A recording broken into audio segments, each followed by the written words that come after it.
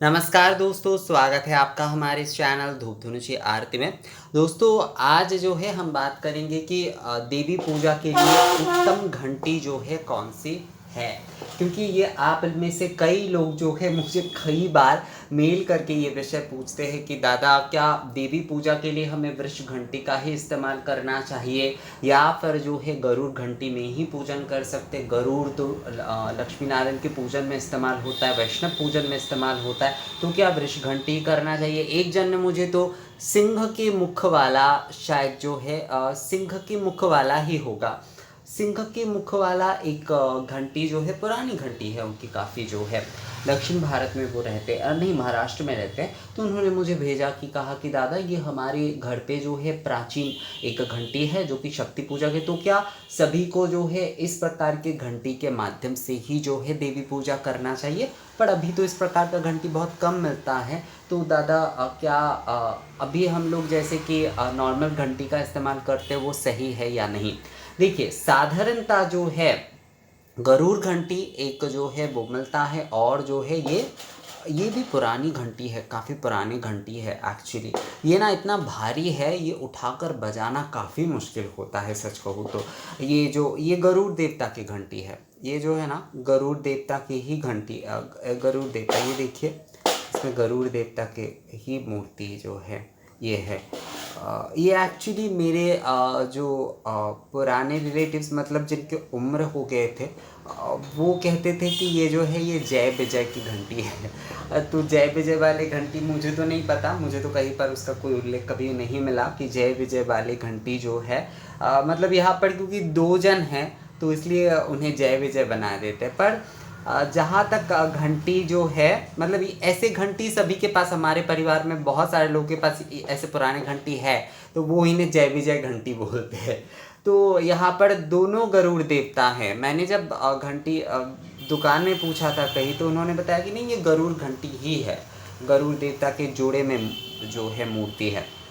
जो भी हो, गरुड़ घंटी और वृष घंटी, यही जो है ये दो घंटी ही सबसे ज़्यादा प्रचलित है। आप बनारस आदि उस तरफ जाएंगे तो वहाँ पर आपको जो है गरुड़ घंटी तो मिलेगा ही, पर वृक्ष घंटी का वहाँ पर ज़्यादा इस्तेमाल होता है। मैं भी बनारस से ही ये वृक्ष घंटी जो है वो लेकर आया हूँ।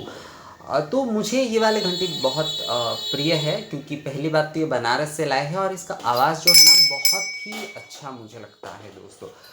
अब विषय आ जाता है कि देवी पूजा के लिए हमें कौन से घंटी लेना चाहिए। क्या हम जो है इन दोनों में से कोई एक घंटी ले सकते हैं, या फिर जो है हमें वृक्ष घंटी ही लेना चाहिए। क्योंकि शिव जी के पूजा में क्योंकि वृक्ष घंटी इस्तेमाल होती है, तो देवी पूजा में भी वृक्ष घंटी इस्तेमाल करना चाहिए या नहीं। इस प्रकार का कई सवाल, कई सारे विषय जो है ना, हम बहुत कंफ्यूज होते हैं। और पहली बात जो है, हम इन सारे विषय को बहुत ज़्यादा महत्व देते हैं, बहुत ज़्यादा विशेष करके इसे जो है ना अपने मन में स्थान देते हैं। पहली बात जो है, देखिए, देवी पूजा के लिए आप गरुड़ घंटी लेते हैं, आप वृष घंटी लेते हैं, या फिर आपके पास जो जो घंटी है आप उनमें से अगर कोई भी घंटी लेते हैं तो कोई समस्या बिल्कुल नहीं है। देवी पूजा में घंटा नाद आपको करना ज़रूरी है। वहाँ पर आप जो है वृक्ष घंटी से पूजन कर रहे हैं, आप जो है गरुड़ घंटी से पूजन कर रहे हैं, ये कोई बहुत बड़े विषय नहीं है। अब क्या है, क्योंकि हम देखिए देवी देवताओं के वाहन के हिसाब आदि से जो है, कुछ चिन्ह आदि के हिसाब से जो है, कई जो बर्तन आदि होते हैं हम उन्हें शुभ मानते हैं, उन्हें जो है हम विशेष मानते हैं कुछ कुछ पूजा के लिए जो है। जैसे गरुड़ भगवान जो है, वो गरुड़ देव जो है वो क्योंकि श्री हरि विष्णु के वाहन हैं, तो हम लक्ष्मी नारायण पूजा में जो है गरुड़ घंटी, वैसे तो हमारे इस तरफ और पूर्वी भारत में ज़्यादातर जो है शंख ही बजाए जाते हैं जब लक्ष्मी नारायण के जुगल में पूजन होते हैं। क्योंकि युगल में जब पूजन किया जाता है माँ लक्ष्मी को, क्योंकि घंटा वाद्य प्रिय नहीं है, तो इसलिए जो है घंटी नहीं बजाई जाती लक्ष्मी नारायण पूजा में जो है। वहाँ पर शंख ध्वनि का ही मूल रूप से जो है प्रयोग होता है। घंटा ध्वनि वहाँ पर नहीं होता, पर केवल विष्णु पूजन आदि जब हो रहे हैं या फिर जो लोग लक्ष्मी नारायण पूजा में भी घंटा वाद्य करते हैं वहाँ पर जो है गरुड़ घंटी ही वो इस्तेमाल करते, वृष घंटी वहाँ पर इस्तेमाल नहीं करते। पर अगर आप वृष घंटी उसमें इस्तेमाल करते हैं तो इसमें कोई गलत बात नहीं है। बहुत सारे लोगों के मन में ना इस प्रकार के विषयों को वो एक तो बहुत विशेष स्थान देते हैं और इन सारे विषयों को लेकर बहुत खुद ही कंफ्यूज हो जाते हैं।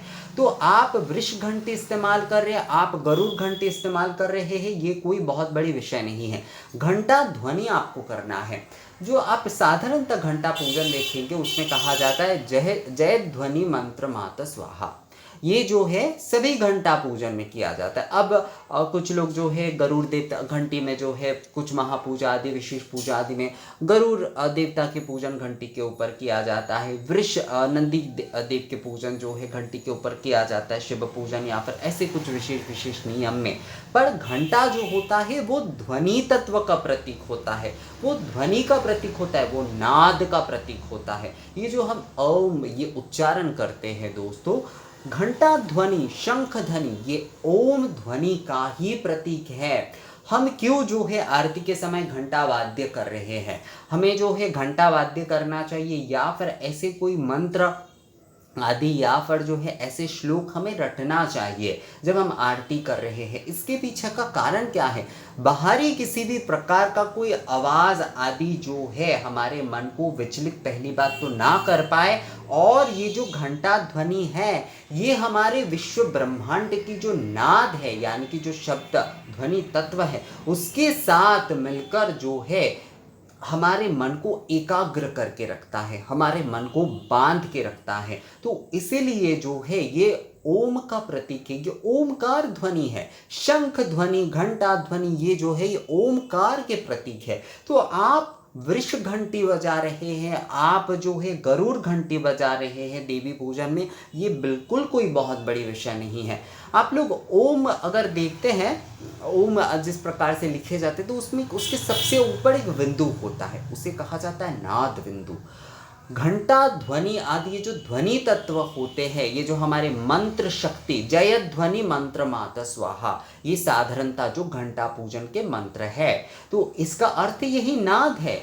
मंत्र शक्ति जो है ये ओम ध्वनि के माध्यम से हम जो उच्चारण कर रहे हैं, घंटा ध्वनि आप अगर एक तरीके से अगर बहुत अभी तो देखिए बहुत सही प्रोसेस से हम घंटा वाद्य नहीं करते हैं, बस हम बजाने के लिए करते थे, पर घंटा वाद्य करने के भी एक प्रोसेस, हाथ को जो है आप किस प्रकार से जो है इस प्रकार से लेकर जो है ये जो घंटा हिलाना, मतलब घंटा वाद्य जो है ये अपने हाथ में घंटा लेकर जो हिलाना, ये भी एक विद्या है दोस्तों। ये भी आज हम लोग जिस प्रकार से करते हैं वो बहुत नॉर्मली बहुत साधारणता जो है, पर अगर सही प्रकार से आप ये कार्य करते जाएंगे तो इसमें ओम ध्वनि का जो है वो आपको सुनाई देगा। वैसे आजकल हम तो उतने शुद्ध चित्त है भी नहीं, तो हमारा मन भी उतना एकाग्र नहीं है, बस हम अपने नियम आचार विधि के चलते ये सारे विषय करते हैं। तो इसलिए मूल विषय से हटकर इन सारे विषयों में हमारा मन जो है ज़्यादा सोचता है कि देवी पूजा में हम गरुड़ घंटी बजाएंगे, हम वृष घंटी बजाएंगे, सिंह मुख वाले घंटी बजाएंगे, चंद्राकार घंटी बजाएंगे। इस प्रकार के विषयों को लेकर हमारा मन जो है विचलित रहता है एक प्रकार से जो है। तो मन को बिल्कुल भी विचलित मत करिए इन सारे विषय में। घंटा ध्वनि जो है वो ओमकार ध्वनि के प्रतीक है। नाद बिंदु में ये ध्वनि जो है एकाकार होके वो हमारे मन को एकाग्र करके रखते हैं, इसीलिए घंटा ध्वनि है। जब भी हम जो है कोई महास्नान कर रहे तो घंटा बजता ही रहता है, जब भी हम आरती कर रहे तो आरती संपूर्ण ना होने तक घंटा ध्वनि बजता ही रहेगा, घंटा ध्वनि रुकता नहीं है, घंटा ध्वनि चलता ही रहता है। तो ये विषय होता है दोस्तों। घंटा ध्वनि जो है वो हमारे शब्द तत्व के प्रतीक होते हैं, हमारे ध्वनि तत्व के प्रतीक होता है। हमारे ध्वनि तत्व जो है वो इस नाद बिंदु से, यानी कि ये नाद ध्वनि ओमकार ध्वनि, यही जो है ध्वनि तत्व का मूल विषय है। तो यही जो है दोस्तों घंटा ध्वनि के माध्यम से हमारे मन को एकाग्र करके रखता है, इसीलिए घंटा ध्वनि हम करते हैं। हमारे ओमकार में, हमारे मन में जो है ये जो भावना जो है वो आरती करते समय सर्वदा जागृत रहे कि हम जो है एक ब्रह्म शक्ति, ब्रह्म रूप में जो है या फिर आदि शक्ति रूप में जो है, मतलब एक शक्ति रूप में जो है, जो इस शब्द तत्व में अग्नि, जैसे आरती के पंच तत्व होते हैं या फिर पंच प्राण के रूप में हम देखते हैं, वहाँ पर ये शब्द तत्व भी जो है, ये सारे तत्व जो है हमारे मन को ईश्वर के प्रति एकाग्र रखता है, ताकि जो है हम जो है आद्या शक्ति को या फिर ब्रह्ममयी जो कुछ भी हम कहे उनके प्रति जो है हमारा अनुराग वृद्धि हो, यानी कि उनके प्रति हमारा मन एकाग्र होकर हमारा अनुराग वृद्धि हो दोस्तों। तो इसीलिए घंटा ध्वनि यहाँ पर मूल विषय है। यहाँ पर ये विषय मूल नहीं है कि आप जो है वृष घंटी बजाएंगे, आप जो है गरुड़ घंटी बजाएंगे, आप दूसरे जो भी सारे घंटी आपके पास है आप बजाएंगे या नहीं।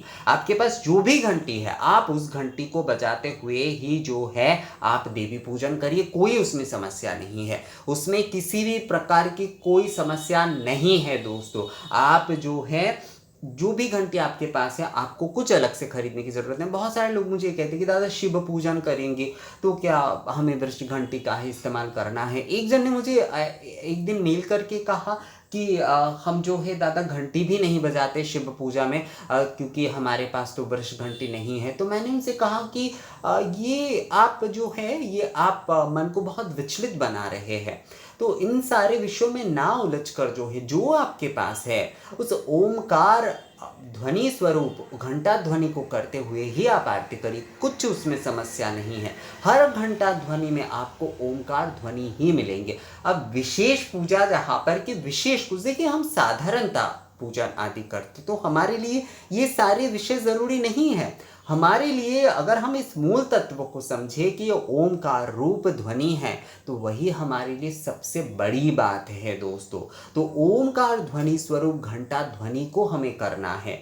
वहाँ पर हम चाहे गरुड़ घंटी करे, चाहे वृष घंटी करे या फिर दूसरे प्रकार के जो भी घंटी आदि हमारे पास है उसे करें, इससे किसी भी प्रकार की कोई समस्या नहीं है। तो मन से इन सारे विषयों को निकालते हुए जो है आपके पास जो भी घंटी है उस घंटी के माध्यम से ही जो है, अगर आपके पास वृष घंटी है तो वृष घंटी से करिए, अगर आपके पास जो है गरुड़ घंटी है तो गरुड़ घंटी से करिए, सभी पूजन करिए, कोई समस्या नहीं है। सिर्फ देवी पूजा ही नहीं, सभी पूजा जो है आप कर सकते जो घंटी आपके पास है। क्योंकि देवी पूजा के बारे में ये सवाल मुझे ज़्यादा पूछे गए थे तो उसके ऊपर मैं ये वीडियो बना रहा हूँ। पर जो भी घंटी आपके पास है उस ओमकार ध्वनि स्वरूप घंटा ध्वनि के माध्यम से आप सभी पूजा कर सकते, चाहे वो आपके पास वृष घंटी अभी है या फिर गरुड़ घंटी है, इससे किसी भी प्रकार की कोई समस्या नहीं है दोस्तों। तो दोस्तों ये वीडियो आप लोगों को कैसा लगा मुझे कमेंट्स करके ज़रूर बताइएगा। अगर ये वीडियो अच्छा लगा है तो इसे लाइक और शेयर भी ज़रूर कर दीजिएगा। मिलते हैं आपसे अगली वीडियो में, तब तक के लिए नमस्कार।